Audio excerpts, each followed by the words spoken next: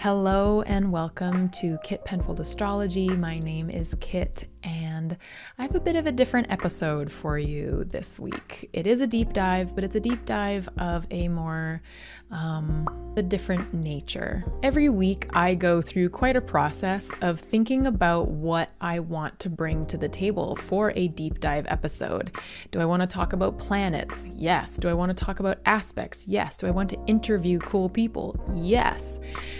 This morning, something a bit different happened. I knew that I wanted to create an episode for you around why astrology, how it can help us, how it can benefit us, why it is so important to understand our natal charts, like the chart that is the snapshot of when you were born. And I didn't really think that that was the one that I was going to film today, but it turns out it is, because when I went to my trusty old bookcase back there to find a somewhat empty journal so that I could make some notes, I have completely converted over to a digital life, but today I just really needed to write with paper and pen. But I picked up a couple of these little mini journals that I've had for many a year and flipped one open to see if it had any writing in it. This one did.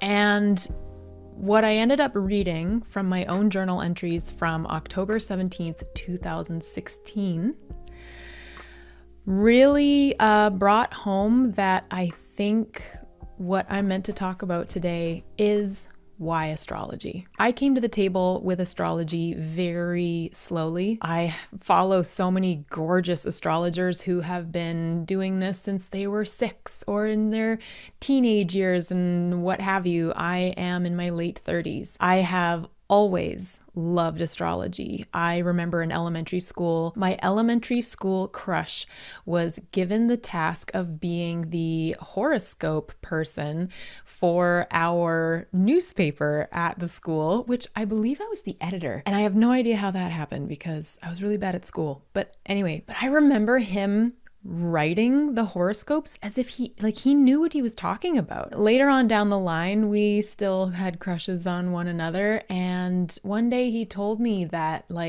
he believed that the sky had our answers and things like that. At the time, I really believed what he was saying and I really wanted to hear more. But I also at the time was in survival mode, and where I was growing up, the only way to really survive was to join a certain religious group, community, and be able to that was the way I was able to have friends. So after that moment, I didn't really return to astrology until about 15 years ago. I noticed that I was reading things more, but at that point I was with my then husband, and again, it wasn't as welcome. And at that point, I didn't have the voice that I have now to be able to express that I wanted to continue down this path. I wanted to expand on this path. The other thing that I want to express is that up until just a few years ago, I had pretty debilitating depression, anxiety, a lot of mental health issues that I knew weren't my own. For some reason, I always knew that what I was feeling and what I was expressing wasn't my true nature. I knew who was in there, but it was a really, really difficult first 30 years of my life trying to understand who I was. And of course, by not understanding who I was and going through such deep depression, you begin to hate yourself. You begin to really not like that girl who just can't get her shit together. Because I knew that wasn't me, because I knew there was someone else inside of me that just wanted to get out, wanted the ability to come out, I also was incredibly interested in the mind, in the body. And from my mid-20s, I dove deep into psychology, counseling, nervous system work, any book I could get my hands on, any, at that point, pieces of spirituality that I could get my hands on, wondering what was the thing that was finally going to show me who I was. And I was hoping that the thing that was going to come along was going to fix me. As we all find out when we dive into our psyches and our bodies, our souls, it's not about fixing.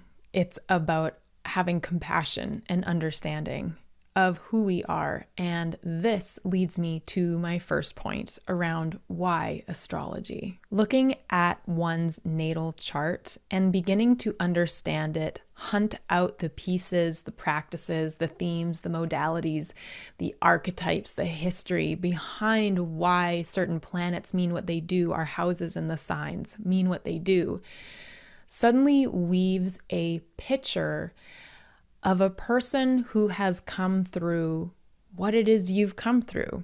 And at first, it may not feel like you're looking at yourself until you start realizing that the person kind of coming out of this chart, out of your natal chart, is someone that you can really understand and someone who you can begin to have a lot of compassion for. When I first really started getting to know my natal chart, that was the first time that I felt true self-acceptance. It wasn't all at once because it's years now that I've been spending with my natal chart, and I am still finding things that I didn't see before, or I'm noticing things, like I said in my last episode, my Venus has matured in such mind-boggling ways over the last 12 months, and I could never have seen that coming. And so now she's a completely different Venus, one that I used to be greatly ashamed of, ridiculed for, and just held a lot of grief around,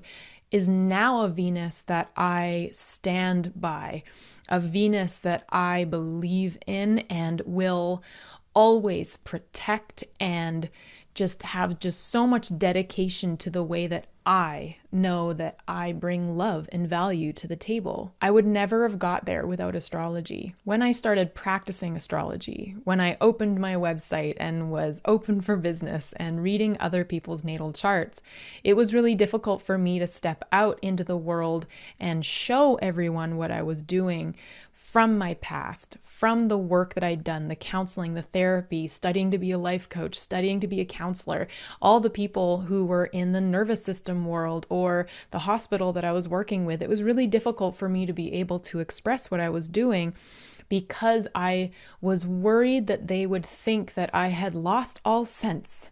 You know, you're delving into something that is of the stars and is unseen. But now what I really understand is that astrology can bring people to the table when it comes to other healing modalities that we otherwise kind of could get afraid of. It gets really scary when you think about going into counseling for the first time or therapy for the first time or the process of finding even the right person to work with. What I have now learned is that astrology is this beautiful bridge between understanding yourself and also being able to open a window to learning about self-awareness, learning about introspection that then can lead to those therapies, to counseling, to nervous system work, to breath work. Sometimes it can be really difficult to dive into those types of things without any other form of introspection that came before that point. Now, all of that is not to say that astrology cannot take you deep. I have also never found a modality that has gone this deep because it's something that I can learn. It's a language that I have been able to understand over time. It's not been quick. I know astrology is confusing, but it's something that as I have grown and even that I've seen in my beautiful clients that I work with, as their language grows, the more their self-acceptance, self-awareness, their confidence grows in themselves because they now know what that natal chart says. They now know and come to the table with understanding of themselves that really only we can find out for ourselves. I find that when I look at my natal chart and I see something that I haven't seen before, that is a piece of me. Isn't that beautiful? That explains so much. And I'm so ready to dig into this now. I see astrology as a way of awareness, as a way of spirituality, as a way of healing, beside all the other modalities that I hope to be introducing to you as this YouTube channel continues. So I'm going to share This is a bit vulnerable. I'm going to share from this journal. This is October 18th, 2016. And then I'm going to share with you the chart of that time and how much today I just did some pretty major healing with this 29-year-old me, and how I so wish that she had been able to step into astrology by this point in the way that I am now, because she would have been able to see this chart, have understanding of what was going on, understand the patterns, the cycles, and the rhythms that the planets introduce to us that can allow us to understand when we're going through times of go, times of change, or times of just leaning into the greatness that is around us and expanding around us. Here's a little snippet of how I was feeling this day, but this is how I'd been feeling for about 10 years, and I kid you not, all of the journals that I still have are exactly what I'm saying here. So universe, here I am. Listen to Seth Godin's interview and still feeling so incredibly lost. This isn't going to change overnight, obviously, but I need to take some very big steps forward. What's stopping me? Even when I know what my trouble is and how to move forward, I'm waiting all the time. When I watch Marie Forleo, I want to be interviewing people like that. I want that set and that setup, lights and mics and cameras. My problem is that I don't know what to do. What do I put my time into? How do I make this work? How do I help pay bills? How long do I make it before I need to stop? That was me talking about the fact that my depression and anxiety would eventually kick in. October 19th. Good morning, universe. Today, I've woken up feeling more lost and confused about what my body is doing and what do I want. All this I wanting is making me exhausted and so sad. So I opened up my ephemeris after spending some time with this journal. It's so bizarre that I found this today. And I looked up these dates and went back in. And this is what I found for young Kitt. My poor love, number 1, was going through her Saturn return. That is when Saturn returns to the place that it was when you were born. This is at 29 years old for everyone.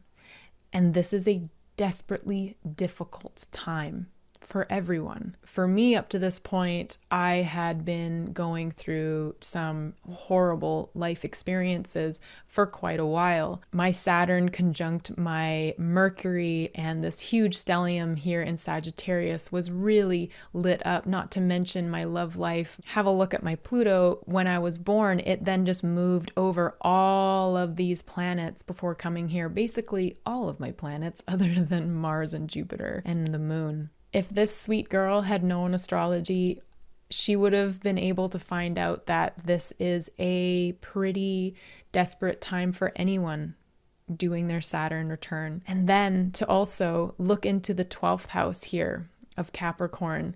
12th house is our inner world, our inner psyche, our hidden self, and it can also be enemies, things that can really take us inward, cause depression, cause anxiety, sometimes cause addictions. And at this time, I had Mars coming into conjunction with Pluto here in my inner world.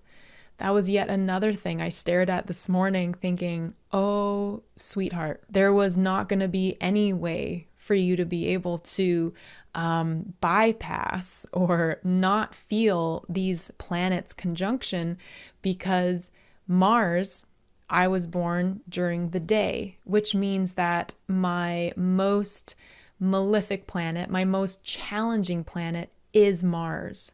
And Mars was up against Pluto, which in my 12th, you couldn't have got a more crunchy time than this right here. And on top of that, one of the major things that I was debating at the time was finishing my degree, something that I never wanted to begin in the first place. And I was deeply conflicted because I knew that my purpose was not at that university. I was very bullied there by students and professors. I was not doing well. And at that time, trying to decide whether I should be in university or not in my 9th house of higher education. I had the sun in Libra, I had Mercury on my south node, and then as well, Jupiter was in here expanding the whole situation in a much bigger way. And just a few days before, the sun would have been opposing Uranus retrograde in Aries, my 3rd house. Me talking about why I can't put anything together, why I can't, and up to that time I had tried so many different things and every single one of them had failed, and more failed after that. Saturn has taken its sweet time to allow me to be able to even approach the gates that it guards with its keys and its ability to make sure that you are doing the work necessary to get to the point where you can start moving ahead. As you can see, the nodes were the other way around than they are in this eclipse season. We had the north node in Virgo and the south node in Pisces. The south node was conjunct Neptune, so even more inability to see and understand what my resources, my finance, and my self-worth, what they meant. And Neptune had just begun its trek through Pisces at this moment. And right now, over these next few months, is when we are finally, this young Kitt is finally seeing Neptune leaving. And it is only in the last 12 months that I can say that I have truly finally understood self-worth on a level that I truly never thought was possible for someone who had kind of so many mental health issues growing up. This is when I'll add in my daily little chat around how incredible journaling is alongside astrology. I was just able to look back at 2016 because I wrote about it there. Some of those journal entries are a sentence long. Obviously, a day that it felt too hard to reflect on my present because I really, really did not feel safe to be in the present day and accept the situation I was in and love myself. So this is my little weird deep dive today, vulnerable deep dive. If this has resonated with you, if you've stuck around till right now, thank you very much. And let me know if you've had similar experiences like this in your life, or if you're in a place where getting to know your natal chart would really help you at the moment. I'm going to be back on Sunday morning with another weekly astro forecast. And I just want to tell you how grateful I am to be able to be here, to be able to create these videos. I had to giggle when that girl mentioned Marie Forleo and her film sets and her lights and her cameras, because at the time of writing that, I was trying to get my video company off the ground. But now all that video equipment faces me and I am able to share my story, and I am so deeply humbled and grateful to be able to do that. So thank you very much. If you like this video, please like it and subscribe to the channel if you haven't already done so. Last thing I want to say is if you are struggling with depression or anxiety, please reach out to loved ones or a doctor, or find a helpline near you in your state, in your province, in your country. You don't have to feel alone while you are feeling this way. You deserve so much love. And you deserve to be heard. So please reach out to whoever you need to reach out to if you're struggling at the moment. You are so loved, and I am grateful that you're here. Stereotypes won't even touch me. It's only my wardrobe keeping me